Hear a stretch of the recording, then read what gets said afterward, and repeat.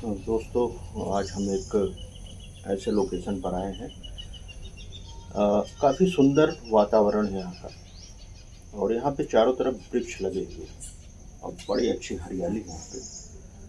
और हमारे एक पुरुष महासंत मौजूद हैं। हम इनसे 2 मिनट बात करेंगे और बात करने पे महाराज जी से चर्चा करेंगे और भी विषय पे।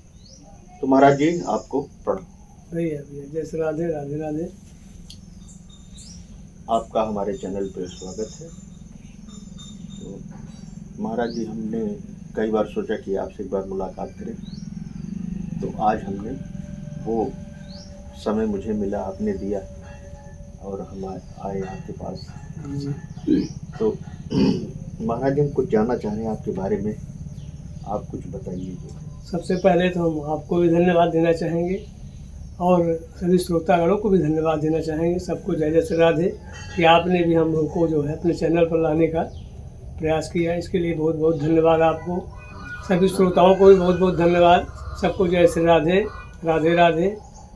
आगे आप जो कुछ भी जानना चाहेंगे वो आपसे चर्चा करेंगे, प्रयास करेंगे कि आपके सारे प्रश्नों का उत्तर दे सके। बाकी हर इच्छा नारायण की। महाराज जी, हम ये जानेंगे कि आपने यहाँ पे एक आश्रम बनाया है। जी जी। और काफ़ी दूर तक है, काफ़ी बड़ा आश्रम है। हमें बड़ा अच्छा लगा, हमने यहाँ पे देखा, हमने यहाँ पे घूमा आपके साथ जो है। क्या उद्देश्य है आपको ये आश्रम? ये हमारा सिर्फ उद्देश्य है अनुपम जी कि हम यहाँ पे जो है जैसे सनातन धर्म की जो हमारी परंपराएं हैं जी, वो हम भी उसका निर्वाह करें, हमारे आने वाले संतान भी करें और साथ साथ मैक्सिमम लोग भी जो है इसका लाभ उठा सके, वो भी इस सनातन धर्म का पालन करें, उस पर रास्ते पर चलने का प्रयास करें। और हमारा उद्देश्य ही है कि बच्चे जो हिंदू हमारे बच्चे हैं, जो बच्चे हैं उनको हम ये शिक्षा दे सके, धार्मिक शिक्षाएँ, आध्यात्मिक शिक्षाएँ, कि वो भी हमारा धर्म क्या है, कर्म क्या है, ये सब शिक्षा हम उनको देना चाहते हैं। उन लोगों को जो इच्छुक हैं उनको शिक्षा दें, अच्छी बात जानकारी मिले, उनको बातें मिले और वो अच्छे पथ पर चलें और आगे उनका भविष्य भी हमेशा उज्जवल बना रहे, ये हमारी इच्छा है। बहुत अच्छी बात है महाराज जी।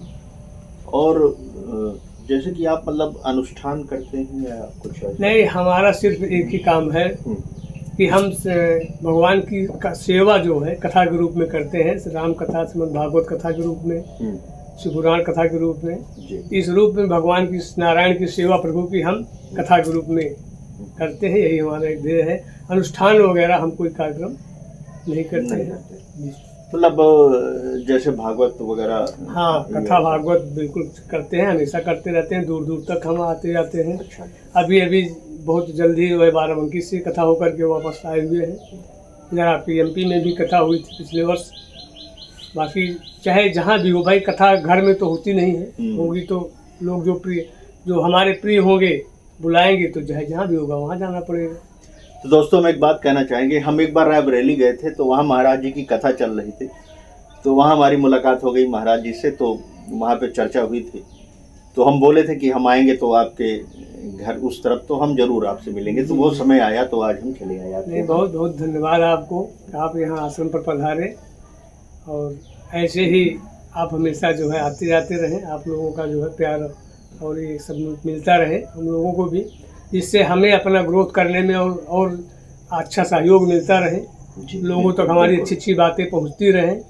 तो कभी कभी छोटी छोटी बातें जो है आदमी के दिल को जो है दिल में घर कर जाती हैं या उसके जीवन को परिवर्तित कर ले जाती है।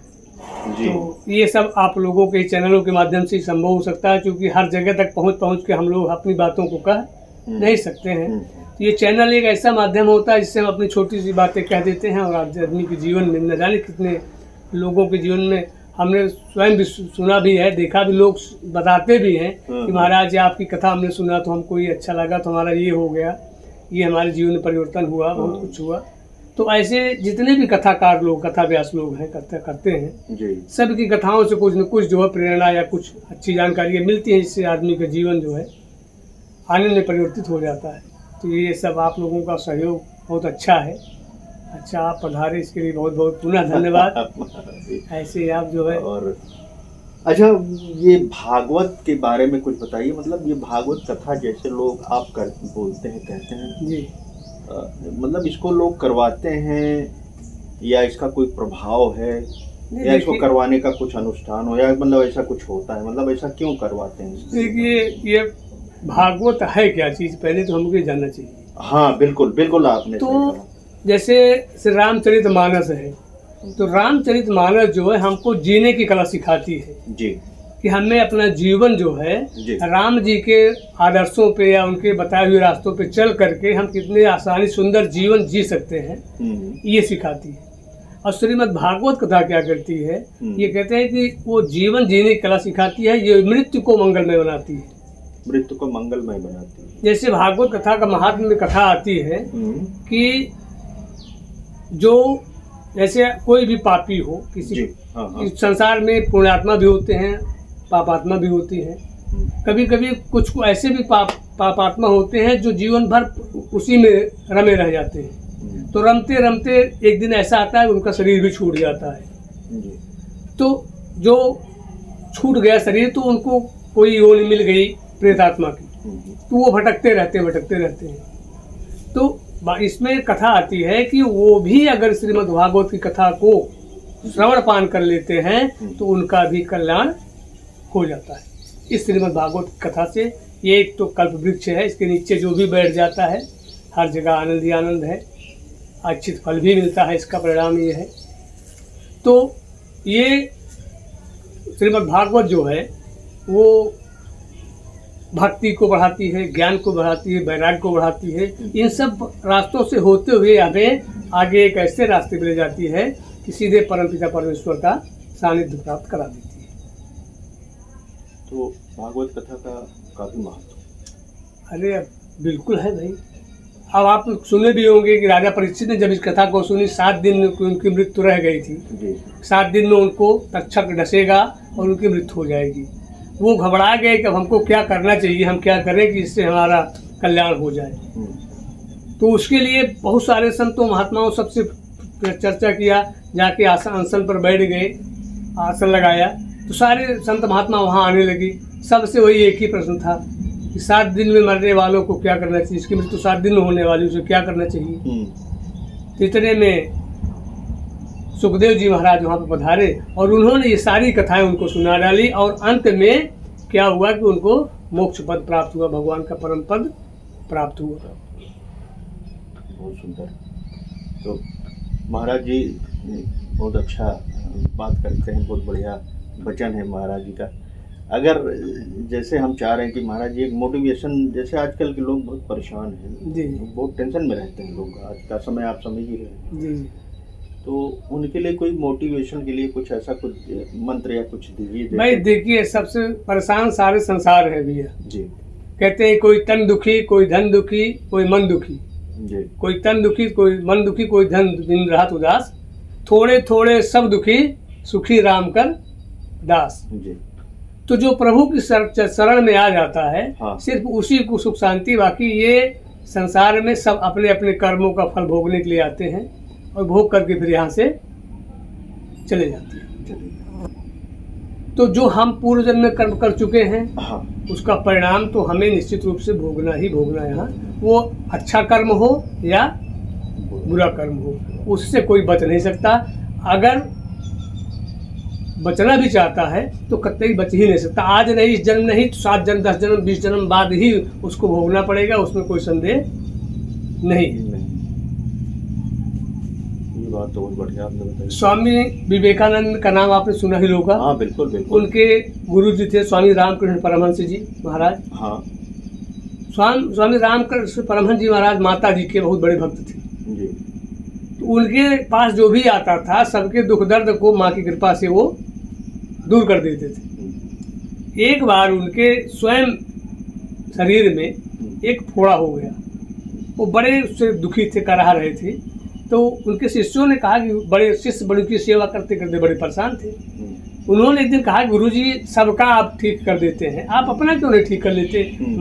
माँ से आप निवेदन करिए जी, आपका भी ठीक हो जाए। ये जो आपका दुख है हम लोगों से देखा नहीं जा रहा है, बड़ा कष्ट हो रहा है। हाँ। और हम लोगों को अगर इतना हो रहा है तो आपको कितना कष्ट होगा ये तो आप ही जान सकते हैं। उन्होंने कहा नहीं बेटा सब ठीक हो जाएगा, घबराओ मत, कुछ नहीं था, अपने आप ठीक हो जाएगा। उन्होंने कहा नहीं गुरुजी ऐसा क्यों कर रहे हैं आप, क्यों ऐसे कष्ट झेल रहे हैं, आप ठीक करिए इसको,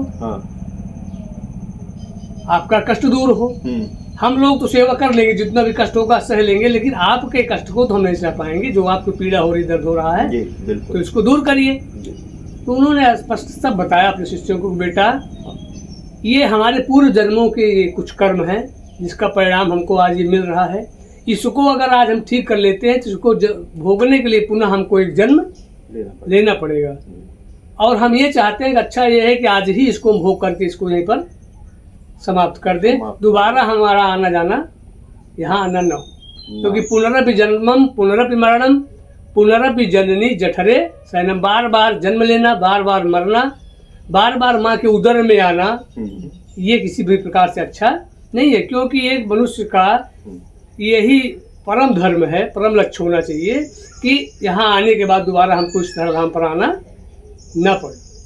मतलब यहाँ आने के बाद दोबारा ना आना पड़े। फिर अब यहाँ आएंगे तो फिर बार बार इसी चक्कर में, माया मोह में सब लिपटे रहेंगे। तो अच्छा अगर यहाँ नहीं आएगा तो कहाँ जाएगा फिर? तो फिर परमात्मा में विलीन हो जाएगा, फिर उन्हीं के शरण में रहना पड़ेगा। परमात्मा में विलीन हो जाएगा, उस परम पिता परमेश्वर, क्योंकि उन्हीं के सब हम तो अंश ही हैं। ईश्वर अंश जीव अविनाशी, ईश्वर के सब अंश हैं। अच्छा हम एक छोटा सवाल आपसे पूछते हैं महाराज जी। जी मान लीजिए परमात्मा बोलता है कि तुमको धरती पे भेज ही दिया इंसान को जी, तो इंसान को ये भी मालूम है कि अच्छे बुरे कर्म क्या है जी, है ना। आप कह रहे हैं कि कोई इंसान अगर यहाँ से जाएगा तो फिर वो ये सोचेगा कि हम यहाँ ना आए जी, और परमात्मा शरण में जाए जी। और परमात्मा ने जब उसको यहाँ भेज ही दिया है ये अच्छे कर्म करने के लिए जो भी है, तो वो अच्छा कर्म क्यों ना करे, बुरा कर्म क्यों करता है? हाँ अच्छा कर्म करना ही चाहिए। तो ऐसा मतलब क्या है कि परमात्मा के शरण में चला जाए तो परमात्मा का क्या कोई अलग दुनिया है क्या? भाई अलग दुनिया तो है ही है, जब संसार में कुछ भी नहीं था। तो अगर परमात्मा की अलग दुनिया तो ये क्या है, ये कौन सी दुनिया है? ये दुनिया तो ये हम लोगों की वही क्या कहते हैं भोग भूमि है। मतलब ये अच्छा नहीं है? अच्छा भी है कि लोगों को अच्छा भी लगता है, जो कर्म करते हैं बहुत सारे लोगों को अच्छा भी लगता है आना जाना। नहीं तो सही है, मुझे समझ में नहीं आ रहा। आपका कहने का मतलब ये है कि ये भूमि अच्छी नहीं है, आप भगवान के शरण में जाएंगे तो अच्छे हो जाएंगे। यहाँ आने का देखिए, यहाँ आने का मतलब अनुपम जी ये है कि अगर मनुष्य शरीर हमको मिल गया है, 84 लाख योनियां हैं जिसमें हम 1000-2000 भी की काउंटिंग गिनती नहीं कर सकते, ठीक है। तो 84 लाख योनियों में भटकने के बाद जीव जो है उसको मनुष्य शरीर मिलता है और ये मिल गया है तो इस शरीर से ही जो है सब कुछ संभव है।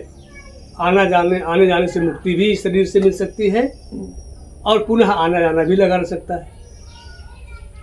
मतलब तो संसार ये मोह माया से अगर भगवान कृपा करें, क्योंकि उनकी कृपा के बिना कुछ संभव नहीं है, हम उनसे आग्रह करें, शरण में जाएं, निवेदन करें, तो उनके पास तो सर्व अधिकार है, सर्व संपन्न अधिकार है, सब जो कुछ चाहे वो कर सकते हैं। वो चाहे तो हमें इस संसार मोह माया से एकदम विरक्त कर सकते हैं और चाहे तो उसे लपेट भी सकते हैं। मतलब जो होता है वही करते हैं। बिल्कुल, कहते नहीं है कि बिना उनके कोई पत्ता नहीं हिलता। अच्छा तो अरे आप मतलब इंसानों का जो कर्म है, जो इंसान जो करता है, एक बार जब वो भेजते हैं तो हम लोग यहाँ पे अपने अपने कर्मों में लिप्त हो जाते हैं, फिर अपने ही कर्मों का फल भोगते भोगते भोगते भोगते बार बार जन्म मरण के चक्कर में पड़े रह जाते हैं। जन्म मरण मतलब क्या उसको मालूम, मतलब आपके कहने का मतलब ये है कि जन्म मरण जी, तो क्या वो जो जिस जिंदगी में जी रहा है या मरा फिर दोबारा जिए तो क्या उसको पिछला याद रहेगा क्या? पिछला याद नहीं रहेगा, लेकिन हमारे इस कर्मों का परिणाम तो अगला भोगना पड़ेगा, लेने के लिए, भोगने के लिए। तो उसको फिर से जन्म लेना पड़ेगा? बिल्कुल, भोगने के लिए। भाई बिना ऋण मुक्त हुए अनुपम जी, जब तक संसार से मुक्ति तभी मिल सकती है जब हम यहाँ से ऋण मुक्त होकर के शरीर को त्यागे। किसी भी प्रकार का ऋण हमारे ऊपर, किसी भी प्रकार का, ऋण न हो, तभी ये संसार से हमको आने अवगुण से मुक्ति मिल सकती है। अगर 1 रुपया भी या 1 गाली भी हमने किसी को दी है तो उसकी गाली को पुनः वापस लेने के लिए हमें एक न एक बार जन्म लेना पड़ेगा। मतलब उस चीज को रिटर्निंग के लिए या किसी कर्ज को पूरा करने के लिए उसे दोबारा जन्म लेना पड़ेगा। और जो मुक्त होते हैं उसमें हजारों में एक होता है। बाबा गोस्वामी तुलसीदास जी ने एक सुंदर चौपाई लिखी है कि नर सहस्त्र महु सुनो पुरारी, को एक होय धर्म व्रत धारी। हजारों में कोई एक व्यक्ति होता है जो नियम धर्म का पूर्णतः पालन करता है, उस पर चलता है। तो हजारों में कोई एक व्यक्ति ही निकल पाता है मनुष्य। इसी तरीके से धीरे धीरे धीरे धीरे अपने निकलते रहते हैं। जाति जिसका भगवान की कृपा जिनके ऊपर कुल मिला के कह सकते हैं, जिसके ऊपर उनकी कृपा हो जाती है, जिनको अपनाना चाहते हैं। अच्छा, इस जिस हिसाब से आपने बताया था, इसके हिसाब से आप क्या बता सकते हैं महाराज जी की पिछले जन्म में आप क्या थे? पिछले जन्म में तो हाँ ये भी है, हाँ बताया जा सकता है, लेकिन अभी तो हम नहीं बता पाएंगे। बाकी आदमी के कर्मों के हिसाब से जानकारी मिल सकती है, मिलती ही है। नहीं, तो आपके कथन के अनुसार हम ये जानना चाह रहे हैं, पिछले जैसे कि उसे दोबारा जन्म लेना पड़ता है, तो इसका मतलब पुराना का उसे एहसास भी होना चाहिए हमने क्या गलती की थी, मैं दोबारा जन्म लिया हूँ उसको। नहीं, पिछली गलती को याद नहीं, यहाँ भूल जाता है। यही तो प्रभु की कृपा है कि अगर वो जान जाएगा तो फिर ठीक नहीं होगा, गलती करना शुरू कर, फिर गलती नहीं, फिर वो उसका पूरा कार्य ही बदल जाएगा। अगर आप जान जाए कि हमारे पिता कौन थे पिछली बार, हाँ, या आपका बेटा कौन था, और आपको जानकारी हो जाए तो आप क्या करेंगे बताइए? फिर या इस संसार में रहेंगे, उनको उससे प्रेम तो आप खत्म थोड़ी हो जाएगा। तो दोस्तों हम ये कहना चाहेंगे, वीडियो बहुत लंबा हो रहा है हमारा, महाराज जी से तर्क वितर्क चलता रहेगा। आप नेक्स्ट वीडियो में आपको दिखाएंगे। तो दोस्तों हम अगले वीडियो में आपसे मिलते हैं।